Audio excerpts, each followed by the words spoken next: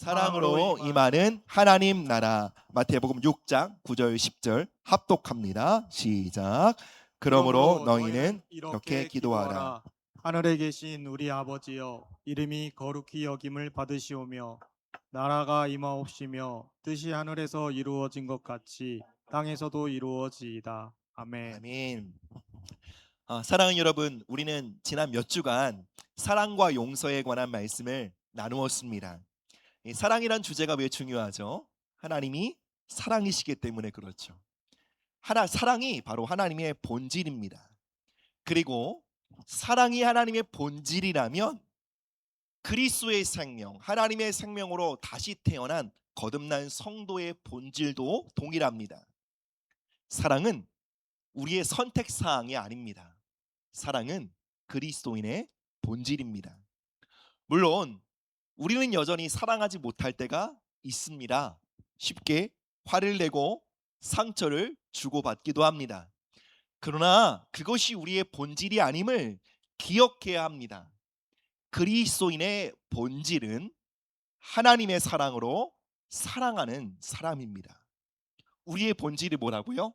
하나님의 사랑으로 사랑하는 사람. 성경은 이렇게 말합니다. 사랑 안에 거할 때 하나님 안에 거하게 된다. 그리고 하나님도 그의 안에 거하신다. 증거합니다. 우리가 사랑의 삶을 살아갈 때 우리는 하나님과 연결된다라는 것입니다. 여러분, 우리가 아무리 오래 기도하고 예배하고 더 많이 말씀과 또 성경 지식을 알고 있다 할지라도요, 사랑하지 않으면 하나님과의 연결이 끊어집니다. 우리가 얼마나 하나님과 깊이 연결되어 있는지는 사랑을 통해 증명되고 확인되는 것입니다. 그런데 여러분, 사랑의 삶을 살다 보면 때로는 손해보는 것처럼 느껴집니다. 내가 용서하면 괜히 지는 것 같고요, 내가 양보하면 내 몫을 빼앗기는 것 같고, 내가 사랑하면 이용당할 것처럼 느껴져 두렵기도 합니다. 물론 우리의 인간적인 의지와 노력으로 사랑한다고 하면 우리는 지치고 한계에 부딪힐 것입니다. 그러나 우리가 사랑의 삶을 살아간다라고 하는 것은 마르지 않는 하나님의 사랑에 근원에 접속되어 사랑의 삶을 살아가는 것을 뜻합니다. 바로 하나님과 연결되어 그 생명을 공급받음으로 사랑하는 것이죠. 성경은 증거합니다. 사랑은 언제나 실패하지 않는다. 여러분 믿으십시오. 사랑은 실패하지 않습니다. 사랑은 언제나 승리합니다. 우리가 사랑하면 내려놓아야 할 것이 있을 수도 있습니다. 희생해야 할 것이 있고 실제로 손해보는 것이 있을 수도 있습니다.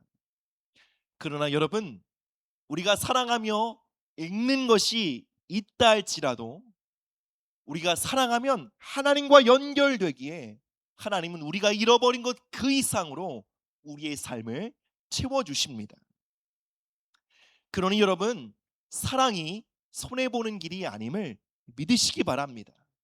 사랑은 하나님 안에 거하며 하나님과 연결되는 선택입니다. 사랑은 하나님의 공급 안에 살아가는 우리의 믿음의 선택입니다. 사랑은 하나님의 보호하심 아래 들어가는 길입니다. 결국 우리에게 가장 큰 손해는 사랑하지 않는 거예요. 여러분, 그리스도인의 가장 큰 손실은 사랑하다가 시간과 열정 빼앗긴 것이 아니라요, 사랑하지 않음으로 하나님과 분리되는 것. 이것이 가장 큰 손실입니다. 그렇다면 여러분, 우리가 사랑의 삶을 살아갈 때 우리의 삶엔 어떠한 일이 일어날까요? 오늘은 사랑의 삶을 우리가 살아갈 때 우리의 삶에 일어나는 실제적인 변화, 그 변화를 영적인 차원과 실제적인 차원에서 함께 나누려고 합니다. 우리 첫 번째 말씀 함께 보시겠습니다. 시작. 하나님의 나라는 사랑을 통해 이 땅에 임합니다. 아멘. 여러분, 우리가 함께 읽었던 마태복음 본문은 주기도문에 포함된 내용이죠. 주기도문은 단순히 우리가 외워서 반복하는 기도가 아닙니다. 주기도문은 예수님께서 우리에게 가르쳐 주신 가장 강력한 기도이며 선포입니다. 동시에 모든 그리스도인들이 마음에 품어야 할 가장 큰 소망과 비전입니다. 그 비전이 무엇이죠? 나를 통해 하나님의 나라가 이 땅 가운데 임하는 것입니다. 예수님은 우리에게 이렇게 기도하라 말씀하셨습니다. 아버지의 나라가 임하시오며. 여러분, 우리의 가장 큰 소망은 죽어서 천국 가는 것만이 아닙니다. 물론 우리가 죽음 이후에 천국에 들어가 주님과 영원히 함께 살 것이라는 것은 우리의 놀라운 소망이죠. 그러나 그것이 복음의 전부라면 우리가 이 땅을 살아가야 할, 조금 더 오래 살아야 할 이유가 없는 것이죠. 이 땅은 그저 견디고 참아내며 살아가는 것이고, 빨리 이 세상을 벗어나 내가 천국 가야지, 이러한 마음으로 살게 될 것입니다. 그런데 예수님이 우리에게 가르쳐 주신 기도를 보십시오. 예수님은 우리에게 하나님 이 땅의 고통을 빨리 벗어나 천국 가게 해주십시오, 이렇게 기도하라고 말씀하지 않으셨습니다. 예수님이 우리에게 가르쳐 주신 기도는 무엇이죠? 우리가 가고 싶은 천국에 빨리 들어가는 것이 아니라, 아버지, 천국이 나를 통해 이 땅에 임하게 하옵소서. 이것이 예수님이 우리에게 가르쳐 주신 기도였습니다. 그러니 여러분, 우리의 소망은 죽어서 천국 가는 것만이 아닙니다. 천국이 우리에게 임하는 것이 우리의 소망입니다. 하나님의 통치가, 그분의 선하심이 우리의 삶을 통해 이 땅에 풀어지게 되는 것, 이것이 우리의 비전과 소망이 되어야 하는 것입니다. 우리의 가정에, 우리의 관계에, 우리의 직장과 교회에, 우리가 살아가는 도시에, 이 대한민국 가운데 하나님의 나라가 임하시옵소서. 이것이 우리의 가장 큰 소망이 되어야 할 줄 믿습니다. 그래서 여러분, 우리가 하나님의 나라가 이 땅 가운데 임하는 것을 믿기에 우리가 질병으로부터의 회복을 구하는 것입니다. 여러분, 왜 우리가 몸이 아플 때 기도하죠? 물론 아픈 게 싫으니까요. 그러나 여러분, 본질적으로 우리가 질병의 치유를 위해 기도하는 이유는 하늘에는 질병이 없기 때문이에요. 천국에는 질병이 없기 때문입니다. 하나님의 나라에 질병이 있는 것은 하나님의 뜻이 아닙니다. 그러니 성령의 능력으로 인해 질병의 권세가 깨어질 때 하나님의 나라는 우리에게 임하는 것입니다. 여러분, 우리가 억압, 악한 영에 짓눌려 있는 사람들, 중독에 사로잡혀 있는 사람들을 위해 왜 기도합니까? 하나님의 나라, 천국에는 억압과 결박과 중독이 없기 때문에 그렇습니다. 그래서 우리가 믿음으로 선포함으로 중독과 결박이 깨어질 때 어떻게 되는 것이죠? 단순히 중독이 끊어지는 것이 아니라 하나님의 나라가 우리의 삶 가운데 임하는 것입니다. 여러분, 우리는 우리의 필요를 구합니다. 결핍 가운데 하나님의 공급이 임하기를 구하죠. 이것은 단지 하나님 우리의 필요를 채워주세요라는 요청만이 아닙니다. 하나님 나라에는 부족함이 없습니다. 그러니 우리가 이 땅을 살아가는 동안 결핍 가운데 살아가는 것은 하나님의 뜻이 아닙니다. 그래서 우리는 풍성한 하나님의 나라를 보며 이렇게 구하는 것입니다. 풍성한 하나님의 나라여, 오늘 나의 결핍 가운데 임하시옵소서. 그 풍성한 하나님의 나라가 우리의 결핍을 깨트리고 임할 때 여러분, 이 땅에 하나님의 영광이 나타나게 될 것이라고 예수님 말씀하신 것입니다. 우리 함께 마태복음 12장 28절 말씀 보겠습니다. 시작. 그러나 내가 하나님의 성령을 힘입어 귀신을 쫓아내는 것이면 하나님의 나라가 이미 너희에게 임하였느니라. 아멘. 여러분, 이 말씀이 어떤 뜻입니까? 성령의 능력으로 악한 영이 떠나가게 될 때 무엇이 임한다고요? 하나님의 나라가 임한다는 것입니다. 여러분, 우리의 삶에 이 땅 가운데 하나님의 나라가 임하는 중요한 원리가 이 말씀에 담겨 있습니다. 하나님의 나라는 빈 땅에 임하지 않습니다. 하나님의 나라는 진공 상태에 임하지 않습니다. 하나님의 나라는 어디에 임하죠? 어둠의 영이 장악하고 있는 그 땅에 임합니다. 두려움과 질병과 중독과 악한 영의 억압 가운데 있는 그 땅에 성령의 능력이 임하여 그 통치를 끝내므로 하나님의 나라가 임하게 된다. 예수님 말씀하신 것입니다. 그래서 여러분, 우리의 삶에 이 땅 가운데 하나님의 나라가 임하게 되는 데에는 진통이 따릅니다. 저항이 있습니다. 우리가 하나님 나라 안에 있는 자유와 치유와 그 풍성한 공급을 바라보며 이 땅 가운데 그 하나님의 나라가 임하기를 선포할 때 원수는 쉽게 그 자리를 내어주려고 하지 않습니다. 때로는 우리의 믿음의 싸움이 필요하고 기도의 인내가 필요한 것입니다. 하나님의 나라와 그 땅을 장악하고 있는 지옥의 권세가 충돌할 때 우리는 진통을 통과합니다. 중요한 것은 무엇이죠? 그 진통과 저항 앞에 포기하지 않는 것이죠. 그 저항을 뚫고 진통을 참아내며 마침내 하나님의 나라가 이 땅 가운데 임하기까지 우리는 결코 물러서지 않아야 하는 것입니다. 마태복음 6장에서 예수님은 하나님의 나라에 대해 이렇게 말씀하십니다. 아버지의 나라. 여러분, 하나님의 나라는 아버지의 나라입니다. 그리고 우리는 한 분이신 참 아버지의 자녀들입니다. 예수님의 십자가와 성령의 하나 되게 하신 그 능력 안에 우리는 한 가족이 되었습니다. 그래서 우리는 서로를 형제, 자매라고 부르는 것입니다. 하나님의 나라는 아버지의 나라며 아들과 딸들의 나라입니다. 그렇기 때문에 하나님의 나라가 임한다는 것은 초자연적인 기적과 공급과 권능만을 의미하지 않습니다. 하나님의 나라에는 미움이 없습니다.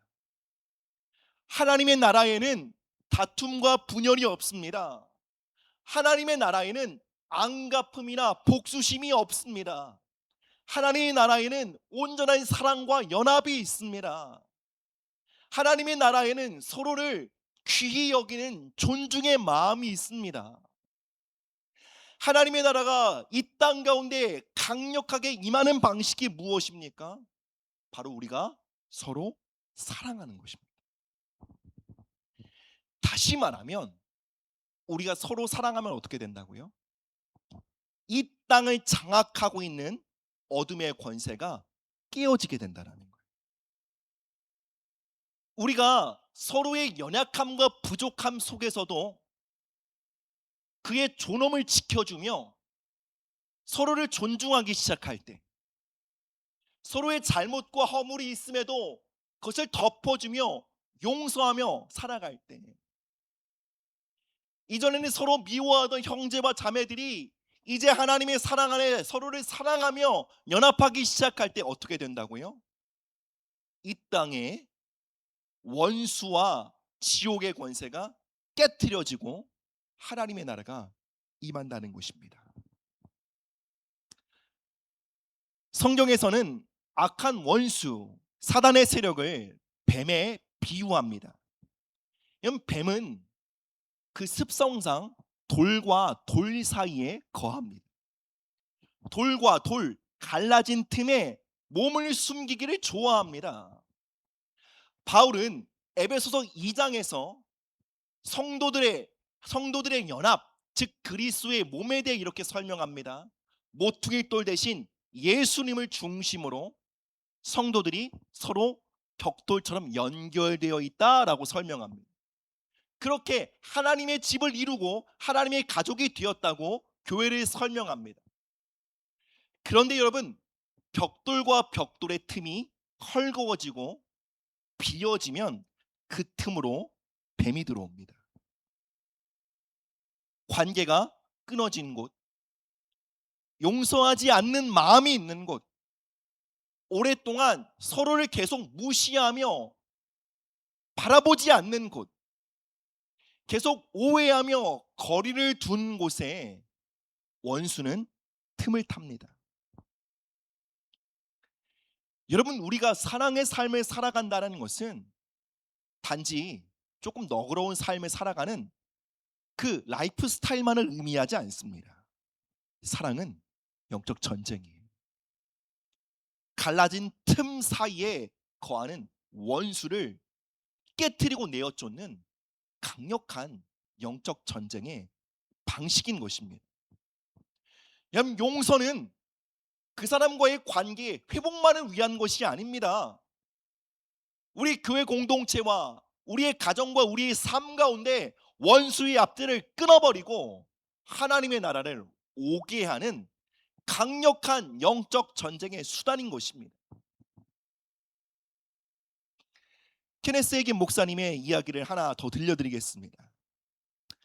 한 목회자 부부에게 어린 딸이 있었는데요, 그 아이는 2살 때부터 심한 간질 발작을 일으켰습니다. 부모는 여러 의사를 찾아갔지만 아무 소용이 없었고요. 그러나 어느 날 아이가 진통, 발작을 멈추지 않는 거예요. 그 목회자 부부는 너무 두려워서 케네스 해긴 목사님께 연락을 취합니다. 목사님, 저희 아이가 너무 발작이 심합니다. 오셔서 함께 기도해 주세요. 그 전화를 받자 케네스 해긴 목사님은 이제 마음속으로 그 아이를 위해 중보하며 차를 타고 이동합니다. 그때 성령님이 해긴 목사님에게 이렇게 감동하십니다. 너는 아이를 위해 기도하지 말고 그 부모에게 이렇게 말하도록 시켜라. 사탄아, 나는 이제 사랑으로 행할 것이다.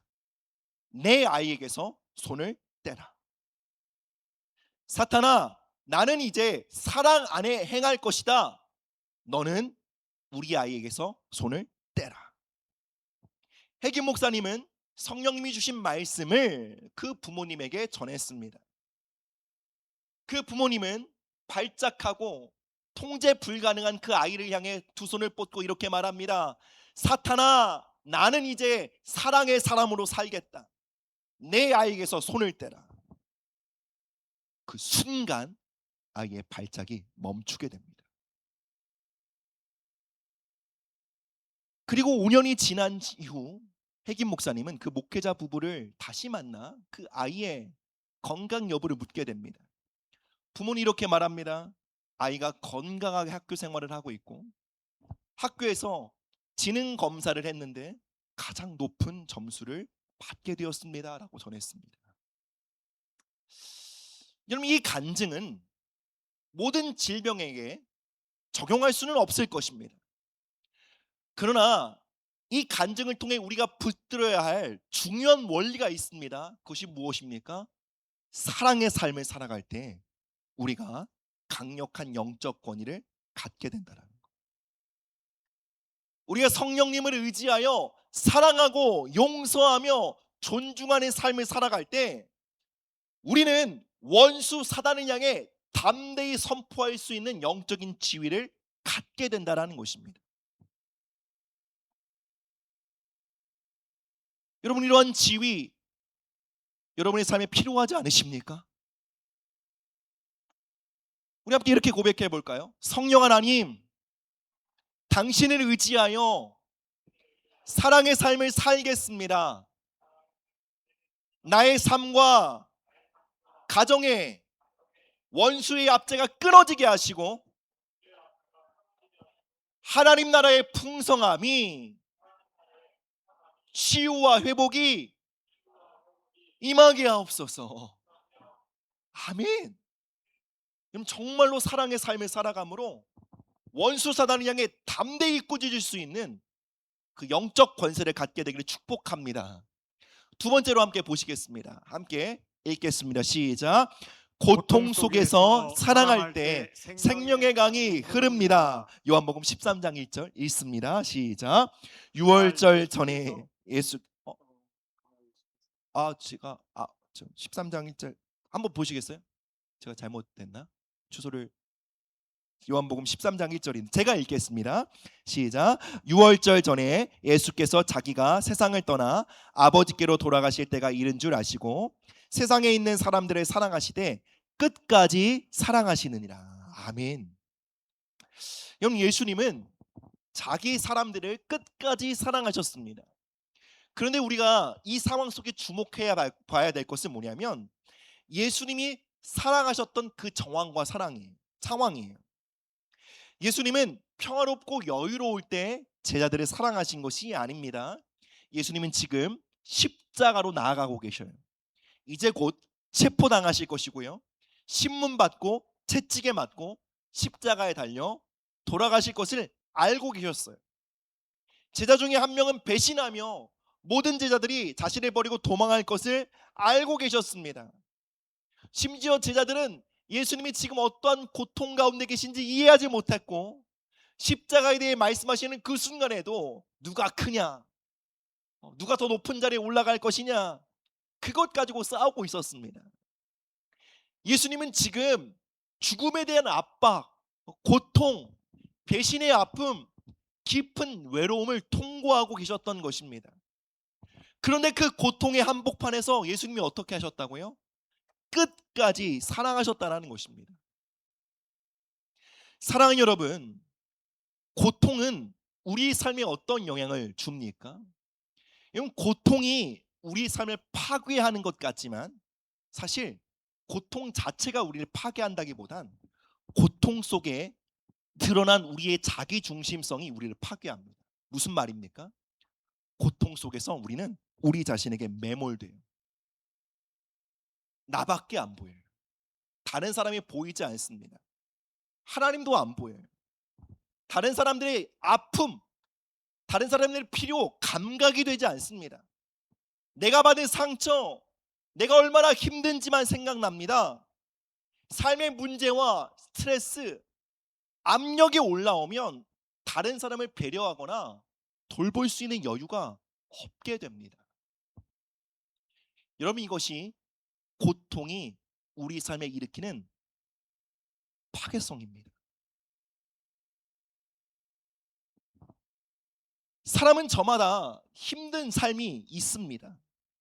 겉으로는 아무렇지 않아 보여도 각자 감당하고 있는 삶의 무게가 있죠.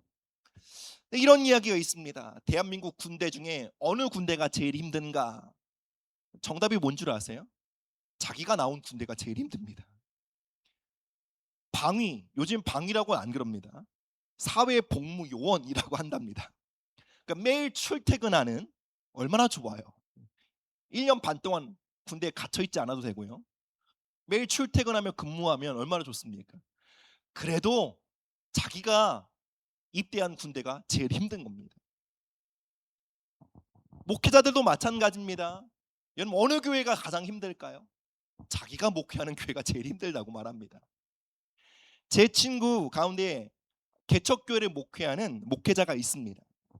한 번은 다른 교회를 섬기는 목회자가 상담을 받기 위해 한두 시간 이야기를 하며 자기가 지금 얼마나 힘든 상황 가운데 목회를 하고 있는지 그 구구절절한 사연을 털어놓았다고 합니다.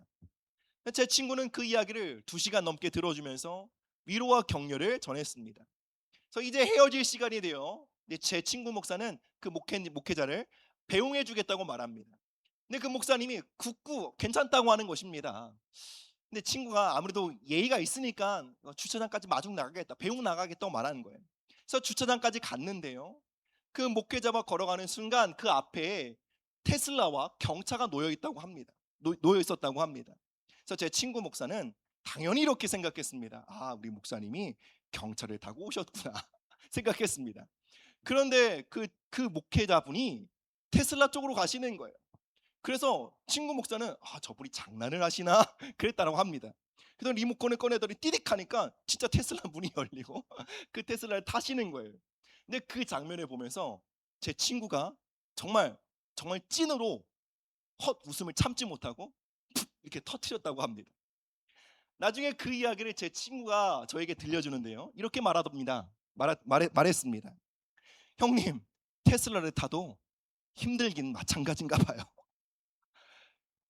인생이 부유해도 결국 자기 인생과 자기 목회가 제일 힘든 게 사람인 것 같습니다. 물론 좋은 차 타고 다닌다고 인생의 문제가 없는 것은 아니겠죠. 근데 제가 말씀드리고 싶은 것은 이거예요. 고통은 자기에게 매몰되게 만든다는 거예요. 즉 자기 중심성이 드러나게 만드는 거예요. 고통이 우리를 이기적으로 만드는 것이 아닙니다. 고통은 우리 안에 있는 자기 중심성을 드러내는 거울이 됩니다. 평안할 때는, 모든 것이 풍성할 때는 이것이 잘 드러나지 않아요. 그러나 고난 가운데 있을 때, 삶의 압박과 스트레스가 올라갈 때 이 자기 중심성이 드러납니다. 내가 얼마나 힘든지 아무도 모르다. 내가 이렇게 쓰는데 도대체 뭐 하는 거야? 이 자기 중심성. 여러분, 고통이 올 때 우리는 비로소 마주하게 됩니다. 내가 얼마나 나 자신에게 몰두하고 있는지. 여러분, 비난하는 것이 아닙니다. 여러분, 우리가 아무리 우리 자녀들 사랑해도요, 삶의 압박이 오잖아요. 자녀도 안 보이는 게 사람이에요. 정말요. 정말이에요. 내가 얼마나 다른 사람의 고통에 무감각한 사람인지, 내가 얼마나 이기적인 존재인지, 내가 얼마나 무례하고 냉정하며 까칠한 존재인지, 다시 말하면 이 자기 중심성이 얼마나 강한 사람인지 고통 속에 드러납니다. 이 자기 중심성을 다른 말로 하면 뭐라고 그러죠? 교만, 인간의 죄성 또는 육성이라고 합니다. 그런데 우리는 고통 속에 자기 중심성이 드러날 때 이렇게 변명합니다. 내가 너무 피곤해서 그런 거야. 내가 너무 힘들어서 그랬던 거야. 이 말이 무슨 뜻입니까? 난 원래 괜찮은 사람인데 지금 상황이 힘들고 압력이 너무 높으니까 잠시 까칠해진 거야. 난 사실 매우 친절하고 사람들에게 관대한 사람인데 내가 지금 여유가 없어서 인색해진 것 뿐이야 라고 말합니다. 고통 속에 자기 중심성을, 자기 교만을, 그 육성을 정당화합니다. 그리고 또 이렇게 말하죠. 내가 이렇게 힘든데 주변 사람들은 뭐 하는 거야? 주변을 비난하고 정죄하고 판단합니다. 여러분, 고통 속에 우리 안에 자기 중심성이 드러나는 것은 자연스러운 반응입니다. 고통 속에 이기적이 되는 것, 고통 속에 무례해지는 것, 스트레스 받으면 까칠해지는 것, 자연스러운 반응이라고요. 인간에요. 그런데 여러분, 우리가 고통 속에 사랑의 삶을 살아간다면 어떤 일이 일어날까요? 고통 가운데 사랑의 삶을 살아가면 여러분, 우리의 죄성이 깨어집니다. 우리의 자기 중심성이라는 인간의 원죄가 점점점 힘을 잃게 됩니다. 내가 너무 힘들어요. 그런데 누군가의 아픔을 위로하는 삶을 살아가는 거예요. 내 마음이 너무 상했어요. 그러나 상대방의 입장에 생각해 보기로 결정하는 거예요. 삶의 압력과 스트레스 수치가 올라가요. 그런데 다른 사람들을 챙기고 돌보고 섬기기로 결정하는 거예요. 여러분, 이것은 단순히 착한 일이 아니라 뭐라고요? 우리 안에 있는 자기 중심성, 즉 육성과 죄성을 깨트리는 강력한 무기가 된다라는 거예요.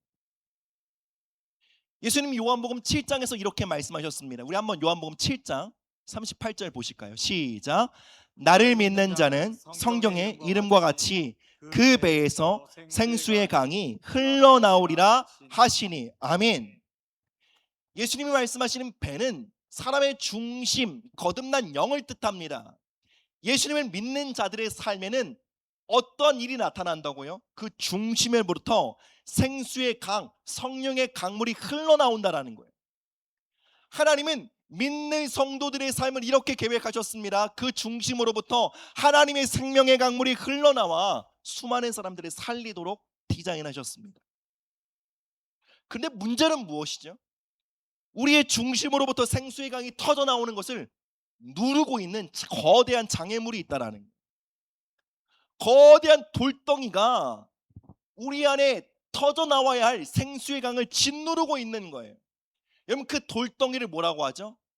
죄성이라고 합니다. 그 돌덩이를 뭐라고 하죠? 자기 중심성이라고 합니다. 그 돌덩이를 뭐라고 하죠? 육성이라고 합니다. 그 돌덩이가 깨져야 생수의 강이 흘러나오는데, 그 돌덩이가 어떠할 때 깨어질 수 있는 기회를 얻게 됩니까? 고통 속에 사랑할 때. 즉 고통 속에 자기 중심성이 고개를 들거든요. 네가 제일 힘들어. 사람들은 너 아무도 몰라. 네가 피해자야. 넌 억울해. 네가 고통 속에 있으니 넌 이런 죄를 지어도 괜찮아. 그 자기 중심성과 교만이 확 고개를 들 때 누르고, 아니야, 난 사랑할 거야. 난 상처 입었으나 이 상처 입은 중에서도 사랑의 삶을 살아갈 거야. 그때 이 자기 중심성에는 이 거대한 돌덩이가 금이 가기 시작합니다. 여러분, 우리 안에 있는 자기 중심성이 얼마나 거대하고 견고한지 몰라요. 근데 이것을 깨트리는 권능이 어디 있다고요? 고통 속에, 상처를 입은 중에, 스트레스와 삶의 압력이 증가할 때 사랑하는 거예요. 예수님은 고통 속에서 자기 중심성을 거부하셨습니다. 예수님은 심각한 고통 가운데 있었어요. 그러나 예수님은 나 지금 너무 힘들어. 그러니 아무것도 못해. 이렇게 힘든데 뭘 할 수 있겠어? 라고 자신을 변호하거나 방어하지 않았어요. 내가 이렇게 고통스럽고 외로운데 이 제자들은 뭐 하는 거야? 제자들을 비난하지도 않았어요. 여러분, 예수님이 끝까지 제자들을 사랑하셨는데 어떻게 사랑하셨죠? 예수님은 함께 식사하던 중에 일어나셨어요. 겉옷을 벗으셨어요. 수건을 허리에 두르셨어요. 물 대야에 물을 가져와 제자들 앞에 무릎을 꿇고 앉히셨어요. 제자들의 발을 한 명 한 명 씻어주셨어요. 그것이 상처받음 중에, 고통 중에, 외로운 시간을 통과하면서, 죽음의 압박을 통과하면서 우리 구주 예수님이 선택하신 걸음이었다는 거예요. 근데 우리가 예수님 얘기하면 우리는 이렇게 생각하기 쉽습니다. 예수님이니까 당연한 거 아니겠어. 그러나 여러분, 우린 이것을 기억해야 합니다. 예수님은 참 하나님이시지만 온전한 인간으로 오셨습니다. 그래서 성경은 증거합니다. 그분은 우리가 사람으로서 겪어야 할 모든 시험과 고통을 겪으셨다라고 말합니다. 우리 히브리서 5장 8절 9절 말씀 읽겠습니다. 시작. 그가 아들이면서도 받으신 고난으로 순종함을 배워서 온전하게 되셨은즉 자기에게 순종하는 모든 자에게 영원한 구원의 근원이 되시고. 아멘. 여러분, 이 말씀 굉장히 중요한 말씀이에요. 예수님이 고난 중에 순종하는 법을 배우셨대요. 이것이 무슨 뜻입니까? 고난 중에 자기 중심성이 올라올 때 원망, 비난하고자 하는 마음, 피해자 의식, 억울함, 이것이 올라올 때 예수님이 그 자기 중심성을 거부하고 사랑의 길을 걸어가셨다는 것. 그렇게 하심으로 어떻게 되셨다고요? 온전하게 되셨대요. 그럼 예수님이 온전하게 되셨다는 것은, 그럼 이전에는 예수님 불완전하셨냐? 그것이 아닙니다. 예수님이 온전하게 되셨다는 것은 이러한 뜻입니다. 예수님께서 고난 가운데 순종하심으로, 즉 삶의 압력이 몰라올 때 자기 중심성을 거부하고 사랑의 삶을 선택하심으로 온전하게 되셨다. 즉 자신 안에 있는 하나님의 생명을 막힘없이 흘려보낼 수 있는 통로가 되셨다는 거예요. 예수님은 고난 중에 사랑하심으로, 고난 중에 순종하심으로 하나님의 나라와 하나님의 생명을 온전히 흘려보내는 축복의 통로로서 걸어가실 수 있으셨다는 것입니다. 여러분, 예수님 안에는 하나님의 생명과 구원이 가득했습니다. 그러나 예수님 안에 가득 차 있는 하나님의 생명과 구원이 이 땅 가운데 흘러나오기 위해서는 예수님 고난 가운데 순종하셔야 했어요. 거절 속에서도 용서하셔야 했어요. 배신 가운데 사랑하셔야 했습니다. 제자들의 무지함과 무관심 속에서도 그들이 섬기셔야 했어요. 왜요? 예수님 안에 있는 그 거대한 하나님의 생명이 갇혀있지 않도록 하기 위해서. 그리고 말합니다. 자신에게 순종하는 모든 사람에게 구원의 근원 되셨다. 무슨 뜻입니까? 예수님과 같이 고난 속에서 자기 중심성을 거부하고, 내가 이렇게 힘든데 뭘 섬겨, 지금 내가 이렇게 마음이 아픈데 무슨 용서를 하겠어, 그 마음을 거부하고 사랑과 순종의 걸음을 걸어가는 자들에게 영원한 구원의 근원이 되셨다는 거예요. 즉 고난 속에 사랑의 길을 걸어가는 자에게 예수님 말씀하시는 거예요. 걱정하지 마 아들과 딸들아, 내가 너에게 영원한 생명의 근원을 보내줄게. 고난 속에 사랑하며 용서하며 화해하며 존중의 길을 걸어가는 자들에게 예수님 말씀하시는 거예요. 두려워하지 마라. 내가 너에게 영원한 생명을 흘려보내줄게. 마르지 않는 능력으로 너의 삶을 후원해줄게.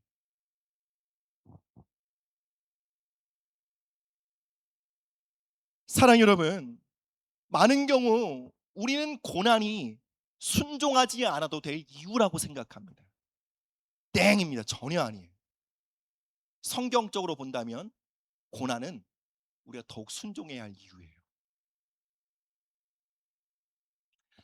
우리는 이렇게 생각해요. 하나님 이해심이 많으시니까 우리가 고난 속에 조금 불순종해도 하나님 어느 정도 이 상황을 감안해 주지 않으실까?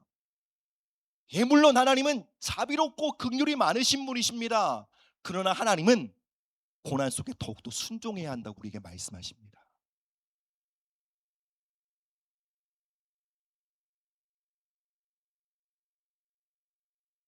세상은 말합니다. 우리가 고통스러울 때 사랑을 잠시 포기해도 괜찮다라고 말합니다. 상처받고 힘들면 섬기는 것 잠시 내려놓을 수 있다고 생각합니다. 내가 지금 너무 상처받았으니까 용서하는 건 좀 있다가, 이렇게 생각합니다. 그러나 여러분, 절대로 그렇지 않습니다. 내가 상처받은 그 순간 정말 사랑해야 될 때예요. 내가 더 끝까지 차오라 이 고통을 감당할 수 없을 그때에 정말 용서해야 될 때라니까요. 진짜 섬겨야 될 때예요. 왜요? 그때 뭐가 깨어진다고요? 내 안에 있는 생수의 근원을 막고 있는 그 돌덩이가 깨어진다고요. 그거 아니고선 안 깨어져요, 여러분. 40일 금식은 몇 번 해도 그 돌덩이가 안 깨어진다고요. 근데 고난 속에 사랑하면 그게 깨어진다고요. 그 돌덩이가 깨어질 때 여러분, 마침내 여러분 안에 있는 것이 여러분의 자녀들의 삶을 향해, 여러분의 가정에, 여러분의 직장과 교회 가운데 흘러나가는 것입니다. 여러분, 그것을 생각해 보십시오. 그 가치를 바라보십시오. 그러면 여러분, 고난이 아무리 세도 이 악물고 사랑하게 되는 거예요. 진짜 나를 통해 성령의 능력이 누군가에게 흘러들어가 그 영혼을 살리는 것을 가치 있게 여긴다면 내가 고난받는 게 뭐가 큰 대수예요? 지금 나를 통해 영혼이 사는 게 더 큰 대수지. 나를 통해 하나님의 생명이 흘러가 마른 뼈가 살아가는 게 더 중요한 거지. 내가 얼마나 아픈지 계산하는 게 뭐가 중요하냐고요.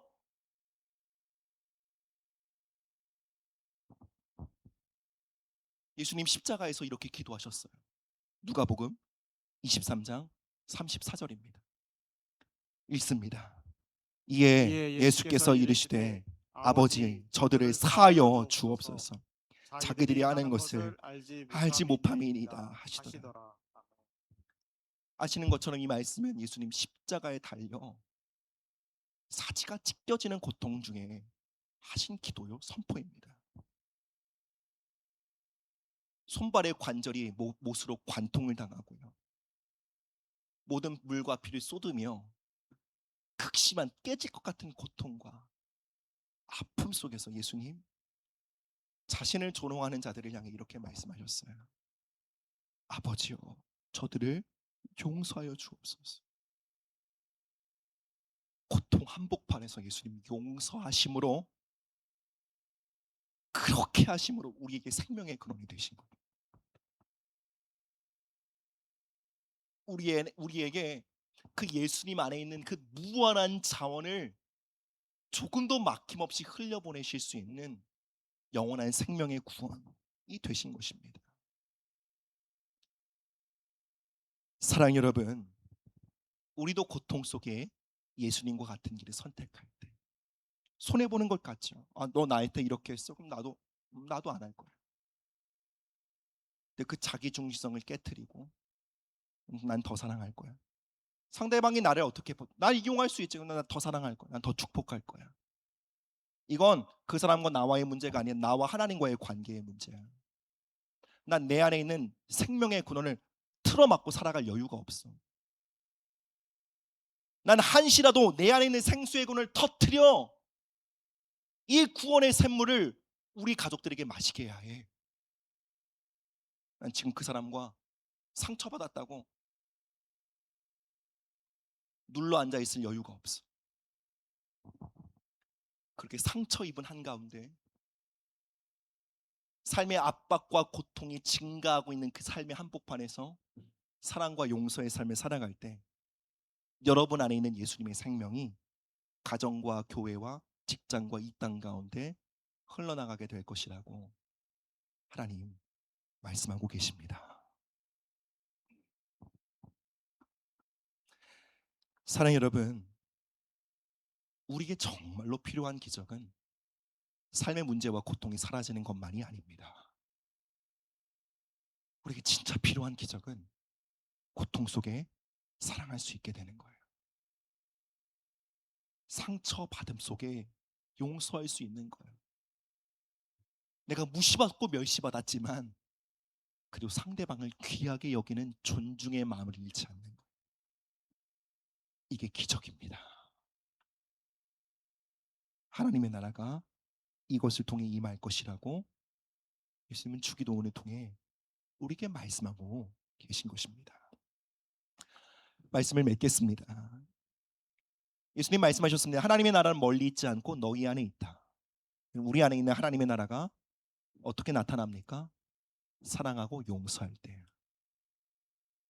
나를 믿는 자는 그 배에서 생수의 강이 흘러나오리라.